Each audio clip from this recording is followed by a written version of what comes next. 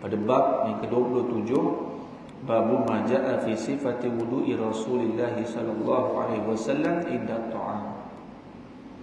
Bab yang menceritakan tentang sifat wudu Rasulullah SAW ketika ingin makan. Ingin makan, selepas makan pun Nabi berwudu. Kekal Nabi dalam keadaan bersuci. Qala al-musannif rahimahullah ta'ala wa nafa'ana bihi wa bi ulumihi fid dharain amin.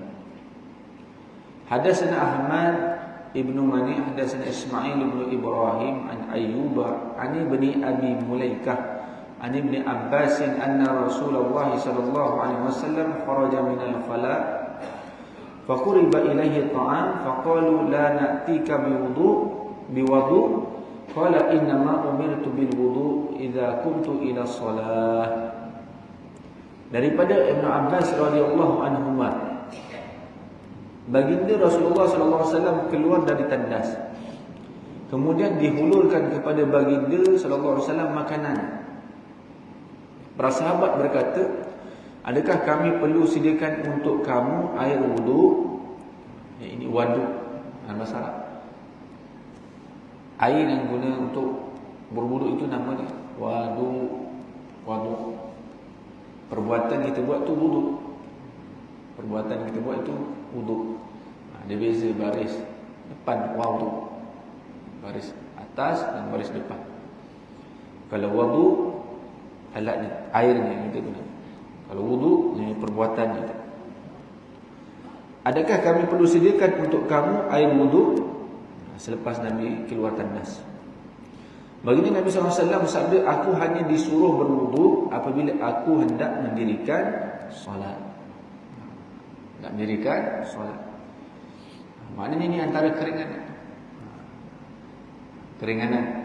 Kalaulah Nabi SAW bila keluar saja air dan berwudu, maka takut menjadi keberatan, kepayahan kepada sahabat, kepada umat. Itu bermakna keringanan. Maknanya tidaklah semestinya perlu untuk kekal dalam keadaan bersuci setiap kali kita berhadas. Tetapi adalah sebaiknya, hukum dia sebaiknya sunnah. Kerana ada sebahagian sahabat yang suka kekal dalam keadaan bersuci. Tapi bukanlah satu perkara yang wajib, bukan satu perkara yang perlu dititik beratkan. Tapi ini satu perkara afdaliyah, sebaik sunnah, dan keadaan itu baik. Jadi Nabi SAW, maknanya di situ di keringanan berwudu. Adakah kita kata maknanya Sayyidina Bilal ataupun yang lainnya maknanya lebih kekal, lebih baik daripada Nabi SAW? Tidak. Kerana mereka itu kekal dalam keadaan berwudu selepas berhadas dan sebagainya, terus ambil wudu. Nabi SAW keluar tak wudu. Adakah mereka lebih bertakwa? Tidak. Ini antara panduan dan sunnah Nabi SAW. Apa yang Nabi buat itu adalah sebagai panduan hukum akal, rahmat untuk kita. Jadi siapa yang inginkan kelebihan, maka ambil.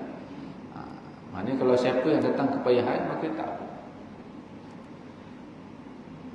Haddatsana Sa'id bin Abdurrahman al-Makhzumi, haddatsana Sufyan bin Uyainah an Amr bin Dinar an Sa'id bin Huwairith an Ibn Abbas qala kharaja Rasulullah sallallahu alaihi wasallam min al-gha'id fa utiya bi ta'am fa qila lahu ala tatawadda fa qala a usalli fa atawadda. Daripada Sa'id bin Al-Huwairith daripada Ibn Abbas radhiyallahu anhu berkata, baginda Rasulullah SAW keluar daripada buang air. Kemudian didatangkan makanan kepada Nabi SAW. Ada yang bertanya kepada baginda Nabi SAW, adakah tuan tidak berwudu? Baginda Nabi SAW bersabda, apabila aku ingin solat, barulah aku akan berwudu. Haddatsana Yahya bin Musa, haddatsana Abdullah bin Umair, haddatsana Qais bin Rabi', haddatsana Qutaibah, haddatsana Abdul Karim Jurjani an Qais bin Rabi' an Abi Hashim an Zazan an Salman an qala qara'tu fi Tawrah anna barakat at-ta'am al-wudu' ba'dahu. Fadzakartu dzalika lin-nabi sallallahu alaihi wasallam wa akhbartuhu bima qara'tu fi at-Taurat. Faqala Rasulullah sallallahu alaihi wasallam barakatu at-ta'am al-wudu' qablahu wal wudu' ba'dahu. Baik. Hadis daripada Qais bin Rabi', daripada Abi Hisham, daripada Za'zan, daripada Salman radhiyallahu anhu berkata, aku membaca di dalam kitab Taurat, sesungguhnya berkat makanan itu kerana berwuduk selepas makan. Dalam kitab Taurat, aku sebutkan perkara ini kepada baginda Nabi sallallahu alaihi wasallam dan menceritakan kepada baginda Nabi sallallahu alaihi wasallam apa yang aku baca di dalam kitab Taurat tersebut. Baginda Nabi sallallahu alaihi wasallam bersabda, barakah makanan itu kerana berwuduk sebelum makan dan berwuduk setelah makan.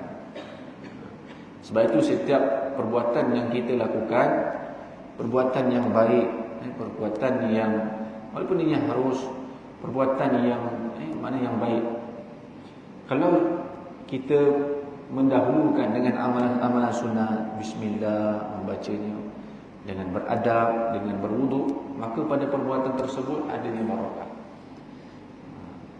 Membaca, berzikir, bersilaturahim, jumpa orang, kita berwuduk dulu. Maknanya kita mengambil keberkatan tersebut, maka dengan perbuatan tersebut lebih indah, lebih cantik, lebih elok, lebih pahala. Begitu juga dengan makan, sebelum dan selepas. Belajar, tak kira lah, walaupun belajar bukan maknanya belajar matematik, sains dan sebagainya, kerana dia ilmu yang berguna, ilmu yang berguna untuk hal dunia.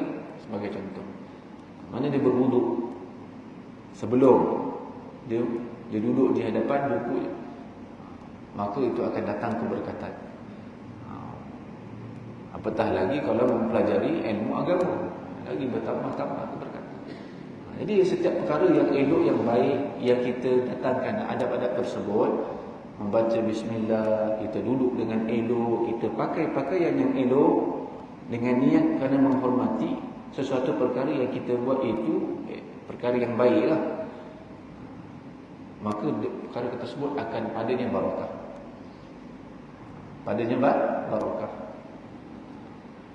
Apa sahaja perkara kebaikan, atau walaupun ianya pada asalnya perkara yang harus, seperti makan, tapi ianya perkara yang baik, maka datang pada perbuatan tersebut yang kita nak lakukan itu barakah. Berbuat ziarah, bersilaturahim, membaca dan sebagainya.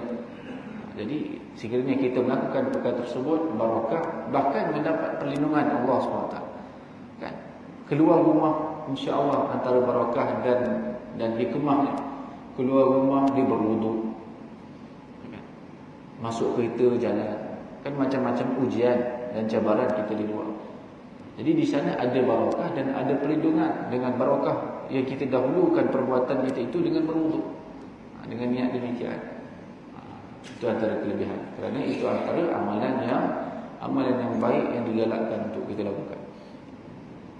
Jadi berwuduk sebelum, adapun ini bukanlah satu perkara yang diwajibkan, tapi ada satu perkara yang sangat digalakkan, perkara galakan berwuduk. Bahkan kalau kita sembahyang sekalipun, amalan, walaupun kita dah sekiranya tidak ada kepayahan, dah berwuduk, dah dalam keadaan suci, sebelum maghrib tadi dah berwuduk, nanti nak sembahyang isyak, tapi dalam keadaan tidak berhadas pun, boleh saja sunat mengulangi wuduk. Sunat mengulangi wuduk, tapi bukanlah kita kata kerana kita berhadas, tidak. Sunat mengulangi wuduk untuk sembahyang, kerana lepas nak sembahyang, sebagai contoh mengambil sunnah tersebut. Jadi kerana lebih keberkatan, lebih pahala, lebih kebaikan, sehingga ianya tidaklah menjadi keberatan kepada diri kita. Baik. Itu antara sunnah Nabi sallallahu alaihi wasallam.